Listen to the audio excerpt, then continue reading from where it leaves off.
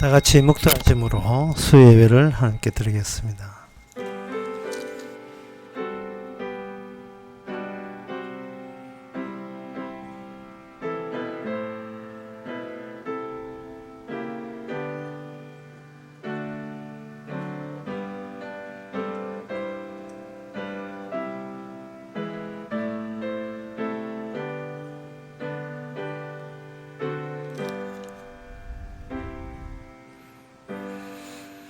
하나님은 나를 돕는 자시니라. 주께서 내 생명을 붙드는 자와 함께 하시나이다.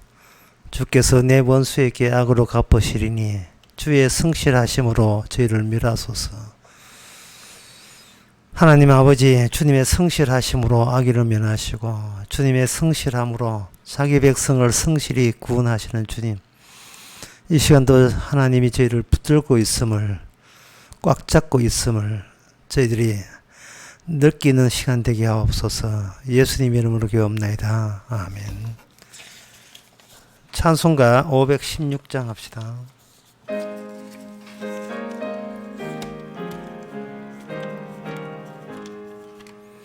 마음 가난한 사람 복이 있나니 천국이 저들의 천국이요 예통을 하느니 복이 있나니 저희가 위로를 받으리라.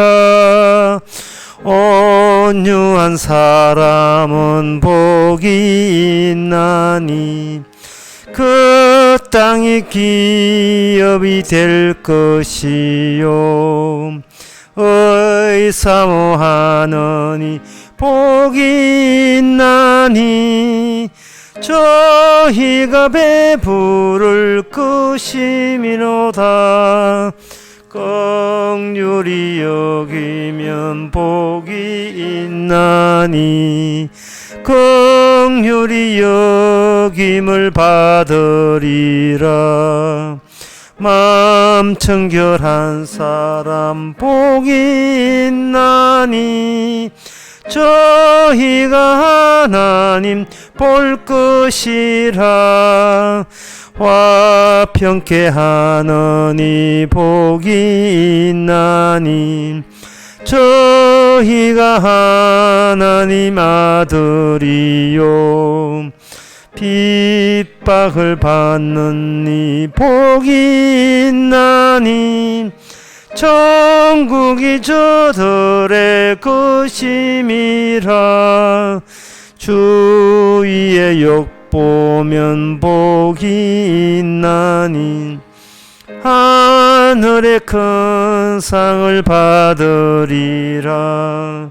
성부와 성자와 성령께 영광 영원히 돌리세. 할렐루야.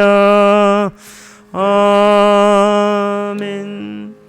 이 시간 한 마음으로 기도합시다. 기도 제목은 평소에 행동하는 모든 것이 나의 행복이냐 아니면 주님의 영광인가, 늘 갈등 속에 우리가 보내게 됩니다. 우리가 행복을 추구하는 것은 평소에 늘 자연스럽게 몸에 배긴 일이지만 주님이 뭘 좋아하시는가를 생각하는 것은 성령의 도움이 있어야 됩니다. 이 시간 나의 행복보다 주님이 뭘 좋아하시는가를 우선할 수 있도록 다 같이 기도합시다.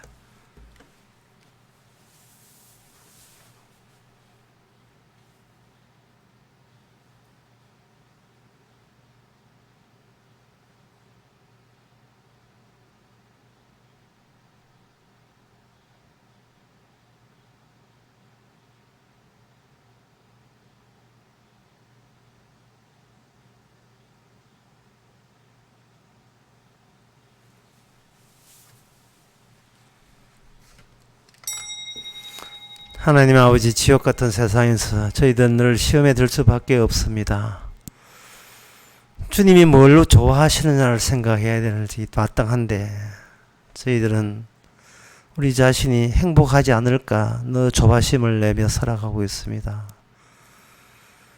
우리 중심으로 살지 않게 해주시고 우리를 만드신 하나님, 만드신 분이 뭘 원하시는지, 뭘 기다리고 있는지, 저희들 주님이 원하시는 것, 좋아하시는 것, 주님의 영광만을 위해 살게 하옵소서. 예수님 이름으로 기도합나이다. 아멘.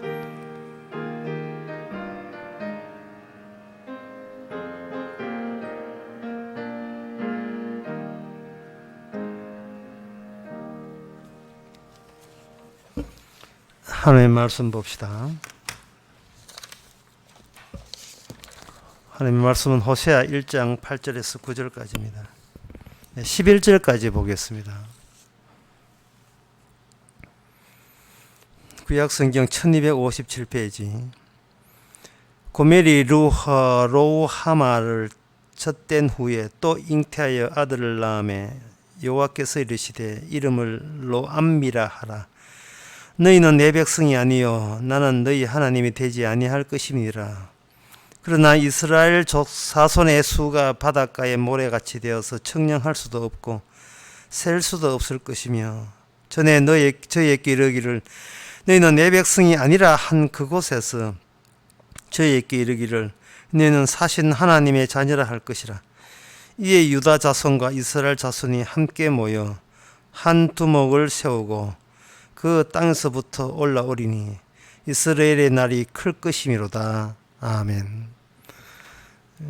우리 하나님께서 이 호세아 이 선지자를 이렇게 혼인케 했는데 그 혼인한 여자가 그냥 음란하지 않고 착실하고 순결한 그런 여자하고 혼인하지 않게 했어요.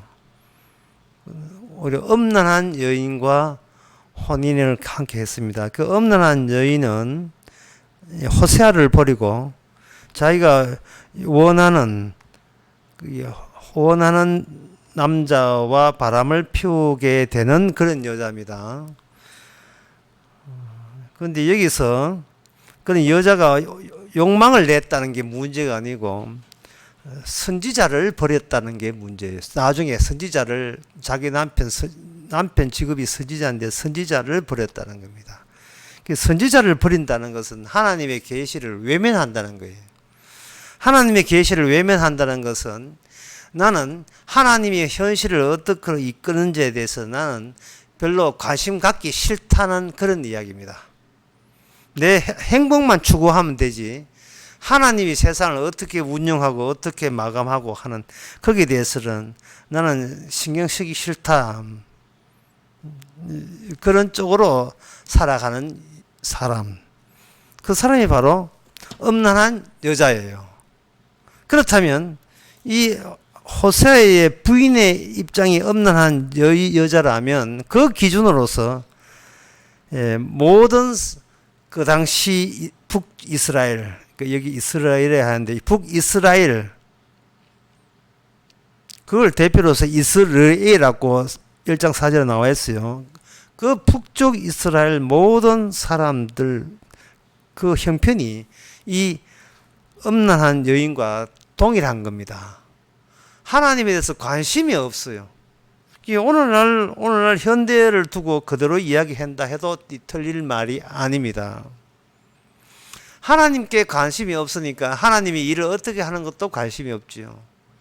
관심 없는 줄 아시고 의도적으로 선지자가 그 음란한 여인과 혼인하게 하셨습니다. 그걸 호세아의 주제가 뭐냐?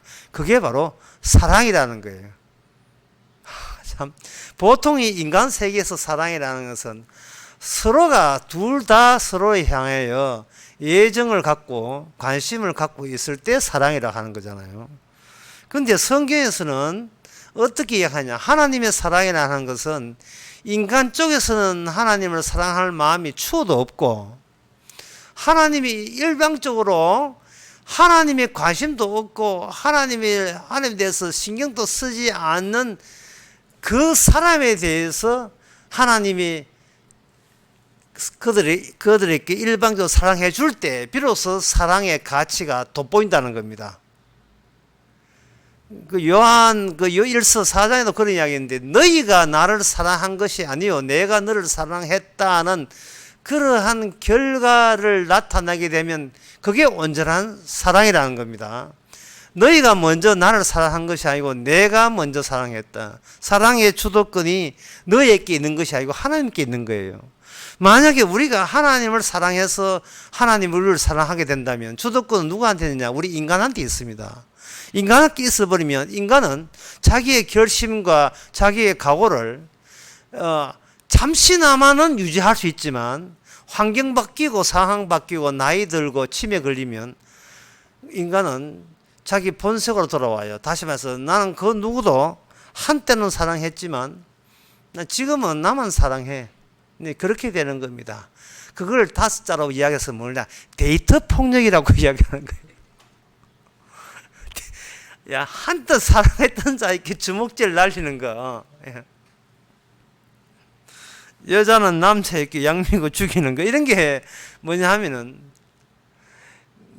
언젠가는 인간이 하는 사랑은 철회가 가능해요. 철수, 다시 자기 거로 가수가의 가능성이 아주 높습니다. 한 남자 한 여자를 끝까지 사랑한다는 것은 인간의 능력에 벗어나게 돼요. 바로 그것이 인간 사회의 현상입니다. 그래서 하나님께서는 호세아에게 음란한 여인을 한다는 것은 사랑의 스타트예요. 사랑을 너희들은 나를 사랑할 가능성이 0% 전혀 없다. 그래서 사랑이다. 나의 온전한 100% 하나님 사랑만이 너를 덮쳐서 너를 구원한다는 겁니다. 그 음란한 여인과 결혼해서 아기를 낳았는데 그 아기 딸의 이름이 뭐냐 하면은 루하마예요. 로는 아니다는 뜻이거든요. 뭐가 아니다는 뜻이에요. 그러니까 딸 이름이 루하마고 오늘 본문에 하면 막내 아들 이름이 뭐라고 되냐면 로아미. 아미라고 하면 백성이라는 뜻인데 로니까 붙어있으니까 내 백성, 결코 내 백성, 그것도 강조해요. 결코 내 백성 아니다. 결코 긍휼을 잊지 못한다 라고 한 거예요. 그러면 이것은 하나님께서 그 음란한 여인과 결혼해서 자식을 놓는 그 취지가 뭐냐 하면은 아니다를 강조하고 싶어서 하나님께서는 혼인하게 하셨던 겁니다. 자식을 순풍순풍 자식 세나 낳게 하는 것은 아니다를 강조하는 거예요. 왜 아니다를 강조하는가? 방금 제가 이야기했던 사랑이라 하는 것은 상대방과 서로 사랑해서 사랑이 완성되는 것이 아니고 일방적으로 한쪽이 아니다를 향하여 일방적인 사랑을 퍼부어서 결국은 그 사랑이 성취가 되는 그런 방식이 하나님의 사랑 방식인 거예요. 제가 이렇게 하게 되면 여러분들 생각하기로는 그러면 하나님의 사랑을 돋보이기 위해서 우리는 하나님을 사랑하지 말아야 되겠네요. 또 이렇게 이제 논리적으로 나오시는 분이 있는데 사랑 안 해야 되느냐, 사랑하느냐, 그것과 상관없이 인간은 하나님을 사랑하는 방법을 몰라요. 그래서 괜히 그 사랑도 해볼까 하지 말까 괜한 갈등 느끼지 마세요. 해도 사랑 아니고 안 해도 사랑 아니에요. 이 말은 누구한테 이런 방금 이야기가 격분을 유도하냐 하면은 하나님 나 몰라 하고 도망치는 사람들, 그런 사람들을 격분하는 것이 아니고 그 당시에도 마찬가지고 요즘도 마찬가지고 나름 하나님을 지독하게 사랑하고 있던 사람들을 분노하게, 대노하게 만들죠. 화나게 만들죠. 목사님은 왜 하나님의 사랑하는 우리의 사랑의 가치를 무가치하게 그렇게 아주 조져버립니까? 밟아버립니까? 하고 이렇게 나오죠. 그러나 하나님께서 이 호세아를 통해서 결혼하게 하는 것은 호세아가 결혼하기 전에는 뭐냐면 총각이었다 이 말이에요. 총각이라는 것은 두 가지가 없어요. 아내가 없고 자식이 없는 거예요. 아내가 없고 자식 없다는 말은 비어있다 이 말이죠. 아무것도 없는 거예요. 아무것도 없는데 하나님의 호세아를 경유해서 뭔가 남기는데 그 남기는 것이 진솔한 그 당시 형편이고 오늘날 이 세상 돌아가는 그 진솔한 모습 그대로라면 뭔가 아직도 우리는 주님을 사랑하고 있습니다 하는 그러한 주장들은 자기 자신을 전혀 모르고 있는 사람이에요. 그래서 호세아가 그런 사람이 있다면 호세아는 이렇게 이야기할 거예요. 아직도 네가 감출 게 있다고 생각하느냐? 네 바닥까지 내가 다 덜쳐낼 거니까. 네 바닥 덜쳐내면 결국 네는 하나님을 사랑한 적 없음이라는 결론에 도달되는 겁니다. 우리가 추상적으로 하나님 생각하면 나름대로 하나님 사랑하는 것 같지만 하나님의 그 말씀, 특히 율법 같은 거 들이대버리면 어느 누구도 그 율법을 다 지킬 위는 없습니다. 그것도 항상 한때 지켰다 하지만 돌아서면 마찬가지예요. 항상 모든 율법, 그것도 한두 가지가 아니고 지킬 만한 것만 지키는 것이 아니고 모든 율법을 빠짐없이 다 지킨 위는 이 세상에 아무도 없습니다. 예수님의 산상설교를 지킨 사람 아무도 없어요. 왜냐하면 오른 눈이 멀쩡하고 오른팔이 멀쩡하니까.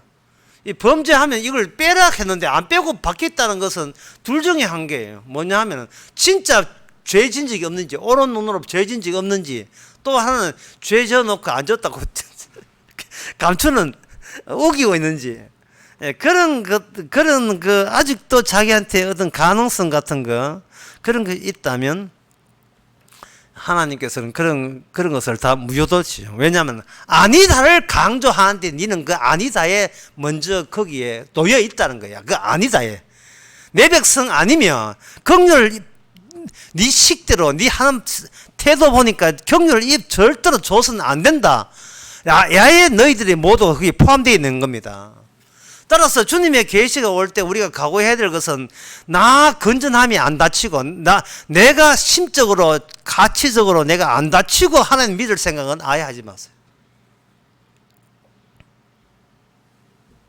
내가 안 다치고 내가 안 망가지고 되어지는 주의 일은 없습니다. 오히려 내가 이렇게 엉망진창 될 때 우리는 뭘 감사해야 되냐 하면은 하나님은 저 하늘에 그냥 그 발장 끼고 계시는 분이 아니고 내 일에 깊숙이 지금도 관여하고 있다는 것에 대해서 감사하고 그게 기적처럼 느껴지고 호들갑처럼 놀라야 돼요. 감동받아야 돼요.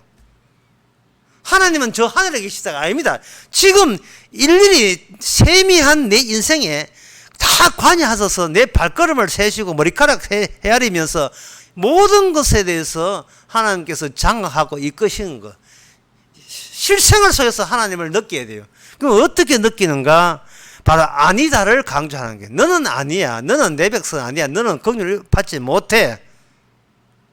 그것을 호세아 쪽에서 보면 그걸 강조하는 겁니다. 그것을 이렇게 강조하다 보면 우리는 뭘 느끼게 되냐 하면은 이제는 더 이상 내가 나를 위해서 산다는 것이 이거는 하나님 앞에서 용납될 수 없다. 자기 지키고자 하는 그 모든 스트레스와 그 심적 부담을 차라리 거기서부터 우리가 빠져나와야 돼요.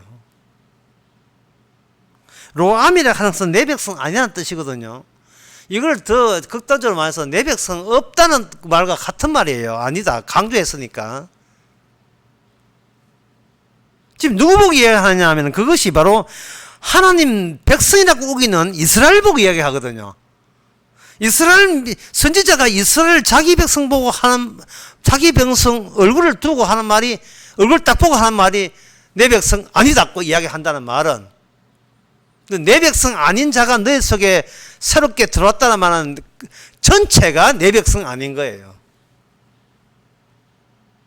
그 내 백성은 아니다. 이것을 사람들이 그 담겨 있는 그 취지를 아셔야 되는데, 그것은 뭐냐 하면은 우리 보통 흔하게 이야기하기를 난 내 인생이 이렇게 살아왔고 이렇게 착실하게 살아왔습니다.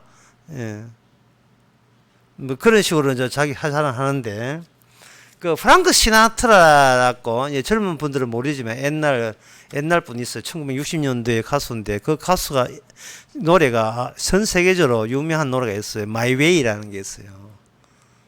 마이웨이 한국가 그 도로또 가수 부른 마이웨이 말고 그 프랑크 시나트라 마이웨이가 있어요. 젊은 아이돌이 부른 마이웨이 말고 또 마이웨이가 있는데 그 가사가 끝이 다가왔다. 마지막 커튼을 내가 마주 대한다. 친구여, 내 확실히 말해두지. 나는 일평생 내 방식대로 살아왔다. 그런 주로 내용인데요. 이 로암이라는 걸 딱 이렇게 그 앞에다가 연결시켜 보면 마이웨이 그것이 하나님 마이웨이라는 말은 결국은 반드시 망하게 되어 있는 거예요. 한평생 열심히 내가 이 몸을 추스리고 인생을 추스리면서 열심히 살아왔는데 그 끝은 뭐냐? 망하기로 작정됐다. 그게 내 백성 아니다예요. 열심히 살아왔는데 중간고사 시험 치고 히말라야 시험 치고 남 하는 대로 취직도 하고 아파트 사고 뭐 온갖 것 다 했는데 그 마이웨이, 그 내 인생, 내 방식 그것이 마지막에 딱 커튼 앞에 마지막 커튼 앞에 내가 마주보게 될 때에 마이 프렌드 친구야 확실히 말해주지. 나는 그 내 하는 모든 일로 인하여 나는 지옥 간다. 그게 진정한 하나님의 마이웨이예요. 그러니까 이 말은 자기가 자기를 평가하는 게 무의미하다는 거예요. 평가하는 게 무의미하다면 이거는 뭐냐면 평소에 내가 이익일까 손해일까 갈등 일으키는 것도 무의미해요. 따라서 호세아는 하나님의 사랑 그것을 드러내기 위해서는 모든 것을 완전히 부러져가지고 깔아뭉개버립니다. 모든 것을. 내 백성 아니야. 하나님의 긍휼 같은 소리를 하고 있는데 넌 긍휼을 절대 긍휼을 입을 수 없어. 극단적으로 끝까지 가버립니다. 그냥 없음이죠. 그런데 오늘 10절에 보면 여기 그러나 영어로 버치죠. 그러나 이스라엘 자손이 바닷가에 모래같이 되어 청량할 수 없고 셀 수도 없을 것이다. 이렇게 되어 있어요. 자, 방금 내 백성 아니다. 긍휼을 받지 못한다고 아주 작심해서 모든 걸 썰어버릴 것 같은 그 하나님께서 호세아를 통해서 말씀하기를 그러나라고 여기 반전이 납니다. 그러나 이스라엘에게 주신 하나님의 그 아브라함 축복, 바다에 모래같이 많다는 것, 하늘의 별같이 많다는 그 축복은 너희들에게 유효하게 주어질 것이라는 거예요. 이 말은 쉽게 말해서 뭐냐 하면은 하나님의 약속, 하늘의 복을 받을 것이며 그 바닷가에 모래처럼 많을 것이며 하늘의 별같이 많을 것이라는 것을 드러내기 위해서 그 절차상 너희들은 극단적으로 내 백성 아니어야 되고 하나님의 긍휼을 찾을 자격도 없어야 된다가 그게 들어가는 거예요. 참 희한하죠. 하나님께서 그냥 우리에게 주면 되는데 완전히 없애놓고 하나님께서는 거기다가 약속을 주는 겁니다. 만약에 우리가 안 없어지면 나는 오해하기를 나 같은 인간 같은 하나님의 그 영생 천국의 축복을 받을 만한 자격자가 된다라고 우기고 나올 거예요. 그래 되어버리면 천국에는 뭐냐 전부 다 지 잘난 인간들만 다 나오는 겁니다. 열심히 살았다든지 뭐 IQ가 높다든지 뭐 착한 일을 많이 그런 사람들만 천국에 모여 있어요. 그건 지옥입니다. 하나님께서는 천국이라는 것은 우리가 생각하는 선한 사람, 그런 선한 사람의 집합이 천국이 아니라 모든 것을 긍휼을 받을 자격도 없고 내 백성 아니라는 것을 그렇게 했는데 하나님의 약속에 계속 그 추진력에 의해서 하나님의 자기가 내긴 약속이 멈출 수가 없어서 그 혜택을 100% 고선의 혜택만 입은 사람들의 단체, 그 집합, 그 가족, 그것이 바로 천국이에요. 오직 주님의 공로만 감사하는 곳. 그 절차를 위해서 평소에 인간이 자기 자신을 의시되고 자기에게 가치를 부여하는 이런 것은 용납하지 않지요. 그러면 처음부터 막 이스라엘을 작살내지 않고 이제 호세아 와서 작살내고, 호세아는 문서 서의자거든요. 이사야나 호세아 이 문서 서의자에서는 이스라엘의 멸망이 기정사실화된 거예요. 왜 이스라엘을 망해놓고 또 또 이렇게 하나님의 약속을 그들에게 주느냐? 그것은 너희들이 전에 이스라엘 될 때 망해야 될, 그냥 망하면 안 되고 망해야 될 이유가 있는 겁니다. 그 이유가 인간들은 몰라요. 그래서 이제 호세아를 통해서 또 그 전에 다른 선지자를 통해서 이스라엘이 왜 하나님의 백성이라고 하면서 필히 내 백성 아니라는 욕을 들어야 되고 긍휼을 받지 못한다는 극단적인 그러한 평가를 받아야 되는가? 그것은 우상 숭배 때문에 그렇습니다. 그러면 하나님께서 아브라함에게 약속한 대로 하늘의 별같이 바다의 모래같이 백성을 많아지게 한다는 것은 어떤 조건이 제거되고 난 뒤에 충족되는 조건이냐 하면 우상 숭배가 없어지고 난 뒤에 나온 그 천국의 혜택인 거예요. 그러면 이러한 법칙이 창세기 35장 그 2절에서 10절에 보면 그게 나와 있어요. 창세기 35장 이야기는 야곱 이야기입니다. 하나님께서 야곱의 배달에 올라가는데 거기에 3절에 보면 2절에 보면 이런 말씀이 있어요. 하나님께 단을 쌓으라고 하면서 뭐냐 하면은 야곱이 이에 자기 집 사람과 자기와 함께 모든 자에게 이르시되 너희 중에 이방 신상을 버리고 자신을 정결케 하고 의복을 바꾸라 이래 있어요. 여기 하나님의 단은 이 우상의 단과 이렇게 겸할 수 없다는 원칙이 언약의 원칙입니다. 그래서 이 하나님께서는 야곱을 가나안 그 우상이 넘치고 넘치는 그런 나라에 하나님께서 야곱을 의도적으로 보내가지고 진짜 살아계신 하나님과 인간들이 본성적으로 섬기는 그 진짜 신과 인간들의 본성에서 만들어낸 신과의 어떤 차이가 있는가를 너희가 보여주기 위해서 우상을 제거해야 되는 거예요. 십계명에 보면 첫 번째 나온 계명이 뭐냐 하면 나 외에 다른 신을 섬기지 말랍니다. 그럼 다른 신을 우리가 안 섬기면 되지 않겠느냐 하는데 인간의 본성상 반드시 다른 신을 섬기게 돼 있어요. 반드시. 그럼 왜 반드시 섬기느냐? 이게 악마로부터 그러한 정신적으로 악마로부터 조종을 받는 입장이기 때문에 계속 사기를 당하는 입장이기 때문에 하나님을 버리고 우상을 섬기게 되어 있습니다. 그러면 우상 섬기지 안다는 사람은 어떤 사람을 두게 하느냐? 이름이 바뀌는 나중에 우상을 안 쓰게 된 사람은 하나님께서 복을 주시는데 그 복이 뭐냐? 이름을 바꿔주는 게 복이에요. 특히 야곱에 있어서. 그래서 창세기 35장 9절에 다시 주께서 나타나서 복을 주시고 그에게 이르시되 너 이름을 야곱이다마는 내 이름을 다시는 야곱이라 부르지 않겠고 이스라엘이 내 이름이다. 그러면 이름을 바꾸는 이유는 야곱을 너를 안 죽이고 한다 그런 뜻이 아니고 그 이름을 장대케 하겠다는 겁니다. 이스라엘 이름을 장대케 하는 거예요. 상당히 어렵죠. 결국 성도라 하는 것은 하나님이 주신 이름을 짊어지어가는 수레, 가마 또는 1톤 트럭 그렇게 보시면 돼요. 내가 중요한 것이 아니고 천국에 들어가면 주의 이름으로 가는 다른 이름으로는 안 됩니다. 그 다른 이름의 운반체 그게 성도예요. 이름이 바뀌어야 돼요. 이름이 바뀐다는 말은 전에 내가 갖고 있었던 내 이름은 우상과 결탁된 이름이라는 겁니다. 그럼 우상과 결탁 이름이라는 것은 결국은 뭐냐 하면은 내 이름을 위해 산다는 것은 다른 쪽에서 나에게 계속 내 존재의 의미와 가치를 끊임없이 부여하는 쪽이 있다는 뜻이죠. 우상을 섬기고 네 이름을 높이라는 거죠. 여기서 좀 이렇게 약간 난해하지만 빨리 지나가겠습니다. 사람이 이름을 가진다는 것은 뭔 뜻이냐 하면 내가 독자적인 가치를 따로 부여받은 대상이라는 뜻이에요.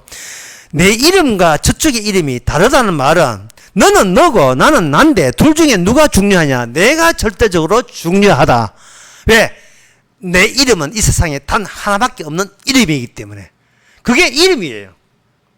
이게 이름을 위해서 내가 산다는 것은 내 몸을 내 이름에 바친다는 것은 나는 너와 다르고 그와 다르고 저쪽과 다르고 그것들과 다르고 우리들과 다르고 나는 나만이 가장 소중하고 가치 있고 중요해.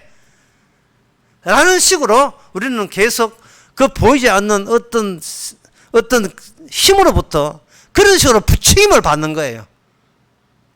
계속해서. 그게 뭐 마야웨이 아닙니까? 예. 나는 내 방식대로 산다. 그래 지금까지 그렇게 살아왔다. 호세아의 오늘 본문 이야기하는 것은 뭐냐 하면 망해봐야 안 망한다는 것이에요. 망해봐야 안 망한다. 근데 우리는 걱정되는 것이 그걸 우리가 믿고 싶어도 믿지를 못하는 게 망해봐야 안 망하거든요. 그러면 당초에 안 망하기 위해서 일단은 망해볼 수도 있는 문제잖아요. 근데 뭐가 걱정되느냐 하면 망해가 진짜 계속 망해버리면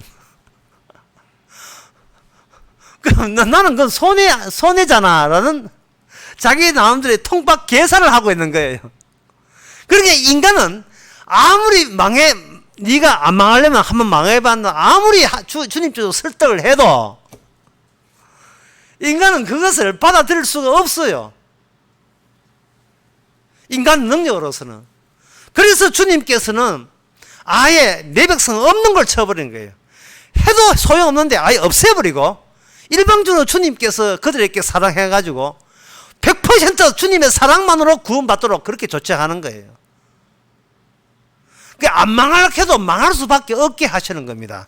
그 대표자가 누구냐 하면 바로 다윗인데 여기 사무엘하 12장에 보면 다윗이 나오는데 그때 사무엘하 12장 당시에 다윗이 어떤 일이 있었냐 하면은 그 다윗이 이스라엘 왕이 되어가지고 그 암몬과 전쟁 중에 있는데 자기는 이제 전쟁터에 안 나가니까 심심해가지고 이렇게 아랫집을 있다 봤어요. 이렇게 한남동 같은 서울에 이태원동 잘사는 동네에서 아랫집을 보니까 그 어떤 여인네가 그 목욕을 하고 있었던 거예요. 위에서 그 누가 보는 줄도 모르고 목욕하고 있었다 이 말이죠. 목욕을 하는데 그 여인이 이상하게 그 뚱뚱하지도 않고 스타일이 뭉개지도 않았어. 뭉개진 만두도 아니고 딱 보니까 뒤태가 너무 아름다웠던 거예요. 그래서 여봐라 저 여인이가 누구냐 하니까 남편은 지금 전쟁하러 갔고 전쟁하고 있고 전쟁에 있는 그 이스라엘 장교고 그래 집에 있는 여인입니다. 다윗이 그 여인을 보고 더 참을 수가 없어서 그 여인을 데리고 와가지고 동침을 하고 말았어요. 남편이 있는데 동침을 했다 이 말이죠. 동침을 하고 그 다음에 보니까 해필 임신이 된 거예요. 아기를 가졌다는 소리를 듣고 다윗이 수작을 벌입니다. 어떤 수작을 하냐 하면 나 임신 안 했다. 그 미필적 고의한 알리바이를 성립하기 위해서 내 아이다 이런 식으로 하기 위해서 남편을 빨리 전쟁 중에 있는데 휴가를 보내가지고 자기 아내와 같이 동침을 하게 해서 그 애가 누구 애인지 모르도록 희석시키는 작업에 당한 거예요. 그 물타기라 하는데 정치적으로 희석시키는 작업을 당한 거예요. 그때는 뭐냐 국립과학수사연구가 없었고 DNA 친자 확인 기술이 발달되지 않았어요. 요새 좀 간단한 문제인데요. 그런데 남편이 전쟁 중에 하나님을 위해 사는 전쟁에 어떻게 내 혼자 호사를 노리겠습니까? 하고 같이 자기 동료하고 같이 술 먹고 그냥 동침한 적이 없는 흔적도 남기지 그냥 가버렸어요. 그러면 지금 우리아라는 장군은 이스라엘을 치는 하나님 믿는 나를 치는 하나님의 원수 치는데 급급한데 다윗은 자기 정당화 시키는데 급급한 거예요. 그러면 그 정인이 자기 정당함을 낮에 노출시키는 가능성이 있는 남자가 우리아이기 때문에 고의가 아닌 척 하면서 미필적 고의가 아닌 척 하면서 고의가 삽입된 전사하게 만들기 위해서 난 다 피신해야 되는 그 성 앞에 가게 일부러 떠밀어 가지고 살인했죠. 죽게 만들었습니다.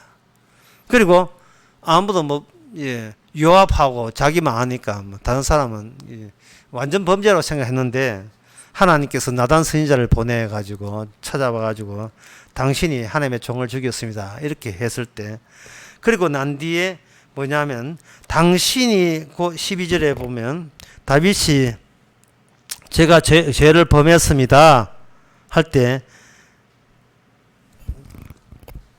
그 범하고 벌칙까지 쭉 주어져요.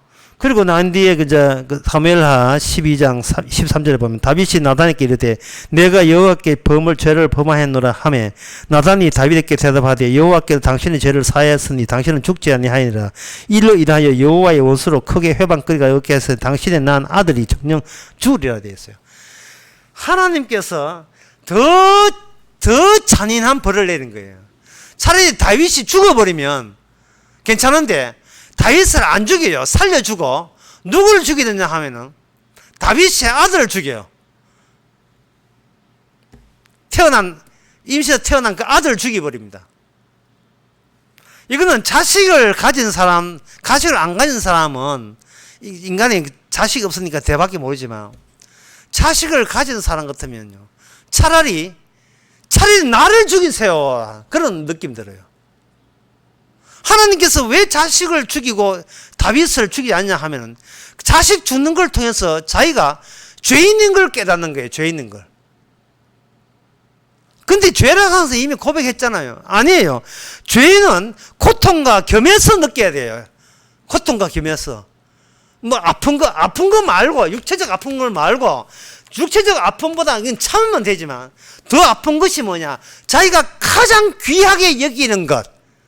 예. 어느 정도 귀하게 여기냐 하면은 걔는 살아도 나는 죽어야 돼 할 정도로 귀하게 여긴 것을 하나님께서 뺏어감으로써 그 나의 근본적인 내가 사는 그 이유와 의미, 그 가치 자신이 그것이 몽땅 날아가는 그 순간이 뭐냐 하면은 내가 살아도 죽은 존재가 된다는 것을 산채로 만끽하게 만드는 벌칙을 하나님께서 내리시는 겁니다. 그 방법이 그 언약의 원리인데 그것이 바로 창세기 22장에 보면 아브라함이 자기 이삭을 바칩니다. 자기 그 이삭인데 그 이삭이 어떤 자식이냐 하면 미운 자식이 아니에요. 하나밖에 너무나 사랑하는, 자기보다 더 사랑하는 자식을 죽입니다. 결혼 안 하고 애 없는 사람들은 그걸 잘 못 느껴요. 뭐 요새 뭐 자식 낳아도 못 느끼는 마찬가지다만은.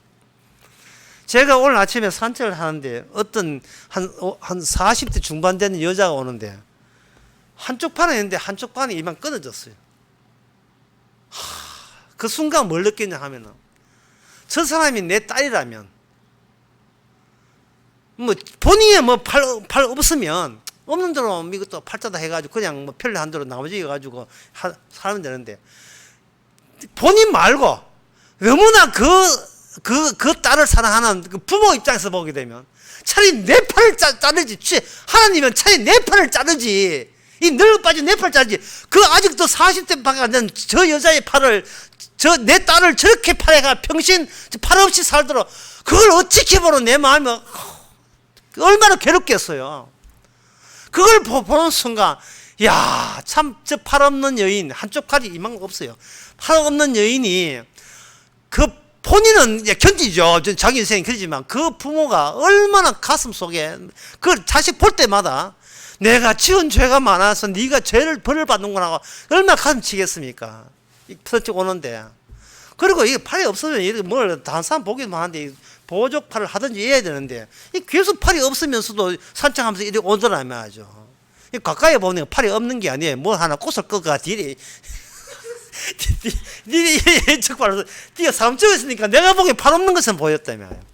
그게 뭐냐 하면 호세아가 자식을 낳았는데 그 자식이 팔자가 뭐냐면 내 하나님 백성한테 버림받고 긍휼을 입지 못했어요. 그 아픔을 누가 느끼느냐? 아버지가 느끼는 거예요. 호세아 아버지가 느끼는 거예요. 차라리 내가 죽을 걸. 내가 죽는다는 말은 그동안 마귀로부터 부여받은 나는 살아야 돼, 나는 최고야 하는 그런 식으로 하나님을 믿든 예수를 믿든 그건 믿는 게 아니에요. 그건 십자가 아니에요. 십자가를 믿는 것은 예수님의 존재를 이야기해. 내가 아픔도 없이 내가 뭔가 내 가장 중요한 가장 귀한 것이 상실되지 않은 상태에서 예수 믿는 것은 예수 믿는 것도 아니죠. 예수를 믿는다는 것은 예수님이 여기 계시고 저리 계시다가 뭐 일하신다 그걸 믿는 게 아니고 예수님의 죽으심을 믿는 거예요. 예수님의 죽으심을. 예수를 증거하는 거하고 예수님의 죽으심을 달라요. 예수님을 증거할 때는 그냥 내 살아있는 증거 가능하지만 예수님의 죽으심, 십자가를 증거할 때는 내가 더 이상 산 자가 아니고 죽은 자일 경우에만 그게 증거돼요. 왜냐하면 가장 귀한 것, 내가 살아도 살 이유도 없을 정도로 모든 걸 상실한 그 상실했을 때 그 아픔을 느낄 때 내 자식보다 더 귀한 분이 바로 예수님이 죽었다는 사실에 우리는 거기서 마주치게 되는 겁니다. 그동안 나는 내 자식만 귀한 줄 알았지 귀하신 주님이 죽었다는 것에 있어서 내가 시큰둥하게 그럴 수 있겠지. 그게 뭐 어쩌라고 별로 그 감정이 없었던 거예요. 그러나 하나님께서는 내 귀한 자식을 뺏어감으로 말미암아 비로소 나는 내 자식을 섬기는 우상 숭배에 잘하는 사실을 노출시키면서 네 자식보다 너보다 더 중요한 분이 주님인데 주님이 너를 사랑하기 위해서 천국 보내기 위해서 죽었다라는 사실을 네가 이 귀한 거 죽어보니까 이제 알겠어. 그동안 너는 뭐 예수 전한다고 뭐 십자가 이야기하지만 너는 지금 살아있는 안 다치고 네가 안 깨지고 살아있는 살아있으면서 선교한다 전교한다 목사다 이렇게 했지만 그 전부 다 이게는 사기거든요. 왜냐하면 뭐 악마에서 계속 부여받는 거예요. 의미를 너는 살아있어야 돼. 남은 죽더라도 너는 의미 있어. 악마가 뭐냐 하면 의미 부여가 악마예요. 의미 부여가. 특히 이거 하나님께서 아브라함이 자기 자식 바칠 때 그 마음이 하나님에 계신 아버지가 아들 예수님을 버릴 때 그 아픔에 아브라함이 동참할 수 있는가를 묻는 겁니다. 네가 네 자식 잃어보니까 그것도 미운 자식이고 사랑하는 자식을 잃어보니까 벌써 차라리 주여 제가 제물이 되겠습니다. 자식은 제발 살려주시고 자식 죽기 대신 그 죽음의 칼을 자식이 주는 모든 진노의 벌을 저한테 주시옵소서. 자식은 용서하시고 라는 그 아비의 마음으로 하나님께서는 자기 아들 예수님을 이 죄 많은 우리를 구원하기 위해서 일부러 버림받도록 이 땅에 보내신 거예요. 창세기 3장 16절에 보면 이런 말씀이 있습니다. 또 여자께 이르시되 너가 내게 잉태하는 고통을 더하게 하셨으니 자식을 놓는데 그냥 자식을 놓은 게 아니에요. 고통이 포함돼서 자식을 놓게 합니다. 고통이 포함돼서. 이 말은 그 고통이라는 것은 하나님의 일, 앞으로 하나님의 십자가 자기 아들을 버려야 될 그 죽음, 아픔을 자식 놓을 때다가 거기에다가 섞어버리는 거예요. 여자가 자식 놓을 때. 여자가 자기 아내가 아파가지고 내 자식 놓으면서 침대에서 막 울부짖고 가슴 아플 때 그냥 초죽음이죠. 죽음과 가까이 근처에 있기 때문에 근처에 왔기 때문에 죽는다는 것이 얼마나 저주스러운 일인 것을 아기 놓으면서 하나의 생명 놓으면서 모든 지옥과 심판과 저주의 고통을 여자는 만끽하고 있는 거예요.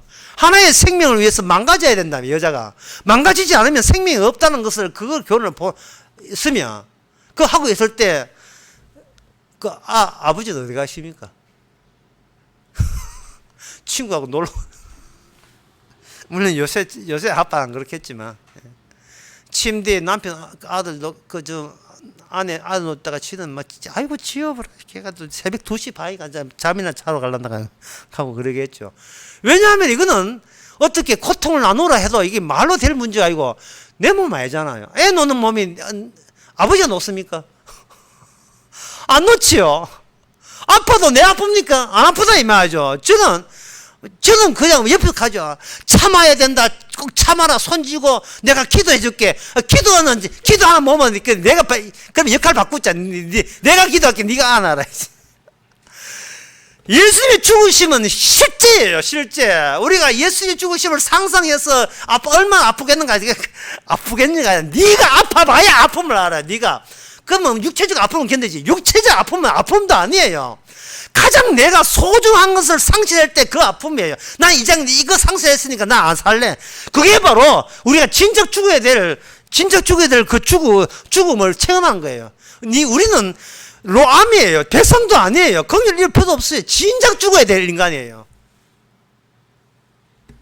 주님께서는 호세아 안에 그리스도 십자가 들어 있습니다.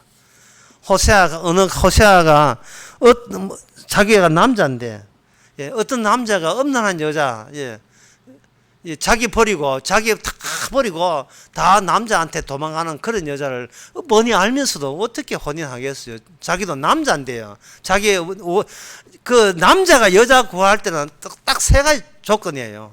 첫째는 이쁜 거, 두 번째는 귀여운 거, 세 번째는 순종할 거. 이거는 지 학력이고 지 수입이 그런 거 가지 않고 무조건 이뻐야 되고 무조건 귀여워야 되고, 무조건 남편 말에 다 고분고분 순종해야 돼. 토달지 말고 자살하지 말고 순종해야 돼요. 전 세계 인구의 남자가 35억이라면 35억 다 남자 다 그래요.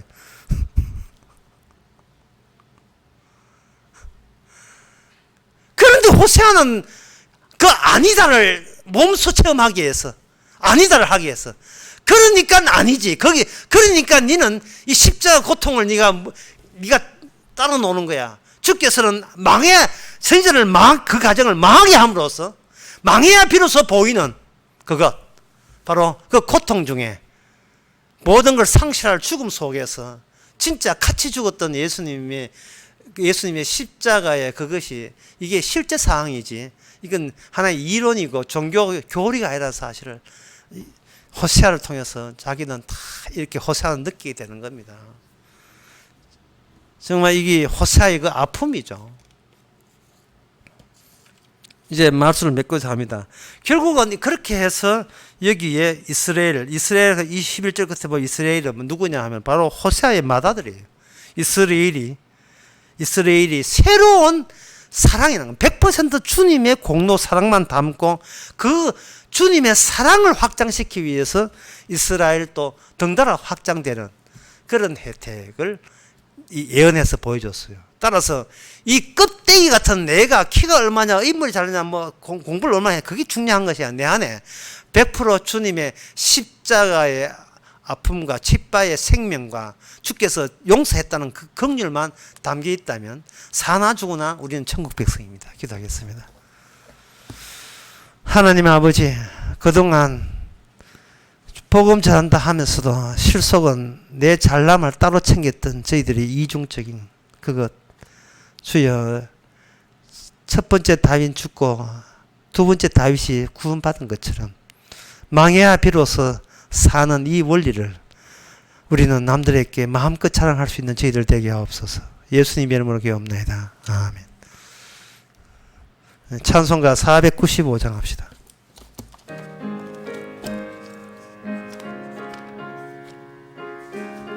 가사를 생각해 보세요. 내 영혼이 은총 입어 중한 죄짐 벗고 보니 슬픔 많은 이 세상도 천국으로 화화도다. 할렐루야 찬양하세. 내 모든 죄 사함 받고 주 예수와 동행하니 그 어디나 하늘나라 주의 얼굴 뵙기 전에 멀리 뵈든 하늘나라 내 맘속에 이뤄지니 날로 날로 가깝도다. 할렐루야 찬양하세. 내 모든 죄 사함 받고 주 예수와 동행하니 그 어디나 하늘나라 높은 산이 그친들이 조막이나 궁궐이나 내 주 예수 모신 곳이 그 어디나 하늘나라. 할렐루야 찬양하세. 내 모든 죄 사함 받고 주 예수와 동행하니 그 어디나 하늘나라. 기도합시다. 지금은 우리 주 예수 그리스도 은혜와 하나님의 크신 사랑과 성령의 충만하심이 주님의 용서를 듬뿍 받았으면 이제 어디든지 그게 천국이 됨을 깨닫는 모든 성도에게 주의 이름으로 축원하나이다. 아멘.